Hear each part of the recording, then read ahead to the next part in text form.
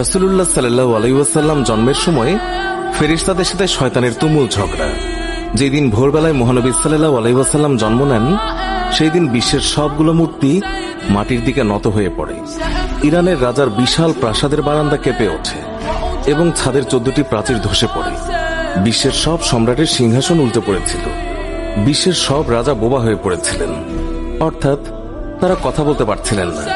সেই দিন গণকদের সব জ্ঞান লুপ্ত হয় এবং জাদুকরদের জাদুগুলো অকার্যকর হয়ে পড়ে। বিশ্বনবী সাল্লাল্লাহু আলাইহি ওয়াসাল্লাম জন্মের সময় শয়তান তার সন্তানদের মধ্যে আর্তনাদ করে ওঠে।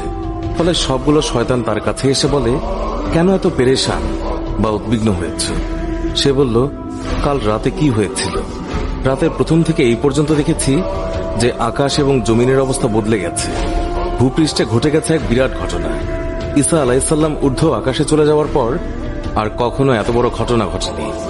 সবাই গিয়ে খোঁজ খবর নাও যে কি ঘটেছে। শয়তানরা চারিদিকে ছড়িয়ে পড়ে এবং ফিরে এসে বলে, কই, কিছুই তো দেখলাম না।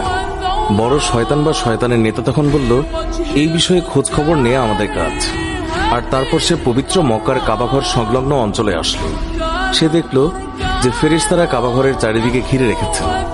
শয়তান সেখানে ঢুকতে চাইলে ফেরেশতারা হুঙ্কার দিলেন। ফলে সে ফিরে আসে এবং চড়ুই পাখির মতো ছোট হয়ে হেরা পর্বতের দিক থেকে সেখানে প্রবেশ করে। জিবরাইল আলাইহিস সালাম বললেন, ওরে অভিশপ্ত, ফিরে যা।